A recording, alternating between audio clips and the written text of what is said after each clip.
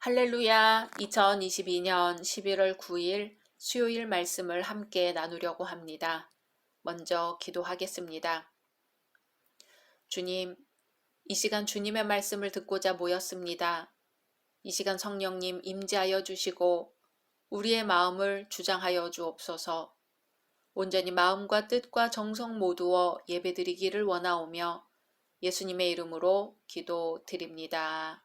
아멘. 오늘 우리에게 주시는 하나님의 말씀은 요한복음 3장입니다. 그런데 바리새인 중에 니고데모라 하는 사람이 있으니 유대인의 지도자라. 그가 밤에 예수께 와서 이르되 랍비여, 우리가 당신은 하나님께로부터 오신 선생인 줄 아나이다. 하나님이 함께 하시지 아니하시면 당신이 행하시는 이 표적을 아무도 할 수 없음이니이다. 예수께서 대답하여 이르시되 진실로 진실로 내게 이르노니 사람이 거듭나지 아니하면 하나님의 나라를 볼 수 없느니라. 니고데모가 이르되 사람이 늙으면 어떻게 날 수 있사옵나이까? 두 번째 모태에 들어갔다가 날 수 있사옵나이까? 예수께서 대답하시되 진실로 진실로 내게 이르노니 사람이 물과 성령으로 나지 아니하면 하나님의 나라에 들어갈 수 없느니라. 육으로 난 것은 육이요 영으로 난 것은 영이니 내가 네게 거듭나야 하겠다 하는 말을 놀랍게 여기지 말라. 바람이 임의로 불매 내가 그 소리는 들어도 어디서 와서 어디로 가는지 알지 못하나니 성령으로 난 사람도 다 그러하니라. 니고데모가 대답하여 이르되 어찌 그러한 일이 있을 수 있나이까? 예수께서 그에게 대답하여 이르시되 너는 이스라엘의 선생으로서 이러한 것들을 알지 못하느냐? 진실로 진실로 내게 이르노니 우리는 아는 것을 말하고 본 것을 증언하노라. 그러나 너희가 우리의 증언을 받지 아니하는도다. 내가 땅의 일을 말하여도 너희가 믿지 아니하거든. 하물며 하늘의 일을 말하면 어떻게 믿겠느냐? 하늘에서 내려온 자, 곧 인자 외에는 하늘에 올라간 자가 없느니라. 모세가 광야에서 뱀을 든 것 같이 인자도 들려야 하리니 이는 그를 믿는 자마다 영생을 얻게 하려 하심이니라. 하나님이 세상을 이처럼 사랑하사 독생자를 주셨으니 이는 그를 믿는 자마다 멸망하지 않고 영생을 얻게 하려 하심이라. 하나님이 그 아들을 세상에 보내신 것은 세상을 심판하려 하심이 아니요 그로 말미암아 세상이 구원을 받게 하려 하심이라. 그를 믿는 자는 심판을 받지 아니하는 것이요 믿지 아니하는 자는 하나님의 독생자의 이름을 믿지 아니하므로 벌써 심판을 받은 것이니라. 그 정죄는 이것이니 곧 빛이 세상에 왔으되 사람들이 자기 행위가 악함으로 빛보다 어둠을 더 사랑한 것이니라. 악을 행하는 자마다 빛을 미워하여 빛으로 오지 아니하나니 이는 그 행위가 드러날까 함이요 진리를 따르는 자는 빛으로 오나니 이는 그 행위가 하나님 안에서 행한 것임을 나타내려 함이라 하시니라. 그 후에 예수께서 제자들과 유대 땅으로 가서 거기 함께 유하시며 세례를 베푸시더라. 요한도 살렘 가까운 에논에서 세례를 베푸니 거기 물이 많음이라. 그러므로 사람들이 와서 세례를 받더라. 요한이 아직 옥에 갇히지 아니하였더라. 이에 요한의 제자 중에서 한 유대인과 더불어 정결 예식에 대하여 변론이 되었더니 그들이 요한에게 가서 이르되 랍비여 선생님과 함께 요단강 저편에 있더니 곧 선생님이 증언하시던 이가 세례를 베풀매 사람이 다 그에게로 가더이다. 요한이 대답하여 이르되 만일 하늘에서 주신 바 아니면 사람이 아무것도 받을 수 없느니라. 내가 말한 바 나는 그리스도가 아니요 그의 앞에 보내심을 받은 자라고 한 것을 증언할 자는 너희니라. 신부를 취하는 자는 신랑이나 서서 신랑의 음성을 듣는 친구가 크게 기뻐하나니 나는 이러한 기쁨으로 충만하였노라. 그는 흥하여야 하겠고 나는 쇠하여야 하리라 하니라. 위로부터 오시는 이는 만물 위에 계시고 땅에서 난 이는 땅에 속하여 땅에 속한 것을 말하느니라. 하늘로부터 오시는 이는 만물 위에 계시나니 그가 친히 보고 들은 것을 증언하되 그의 증언을 받는 자가 없도다. 그의 증언을 받는 자는 하나님이 참되시다는 것을 인쳤느니라. 하나님이 보내신 이는 하나님의 말씀을 하나니 이는 하나님이 성령을 한량없이 주심이니라. 아버지께서 아들을 사랑하사 만물을 다 그의 손에 주셨으니 아들을 믿는 자에게는 영생이 있고 아들에게 순종하지 아니하는 자는 영생을 보지 못하고 도리어 하나님의 진노가 그 위에 머물러 있느니라. 아멘. 어떤 사람이 편의점에 갔다가 꽃씨를 한 봉지 샀습니다. 봉선화 꽃이었는데요.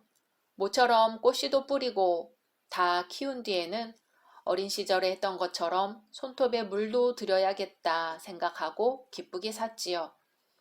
한 구석에 방치됐던 화분을 꺼내 깨끗이 닦고 화원에 가서 비료랑 흙도 사고 새 식구 맞는 것처럼 설레는 마음으로 준비했습니다.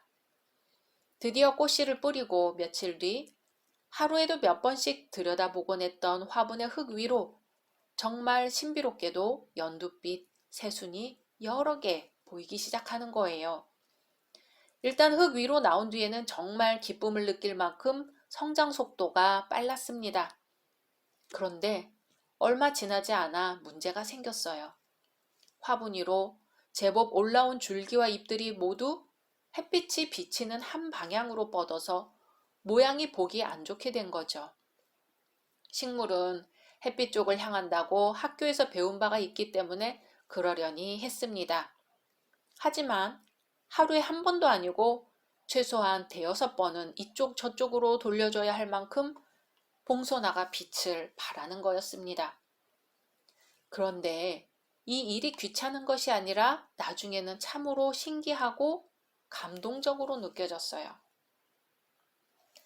오늘 말씀에서 예수님은 악한 자는 빛으로 오지 않나니 자신의 행위가 드러날까 두려워하며 진리를 좇는 자는 빛으로 오나니 그 행위가 하나님 안에서 이루어진 것임을 나타내기 위해서라고 니고데모에게 말씀하십니다. 예수께서는 이 세상의 빛으로 오셨건만 악인들은 그것을 거부하였습니다.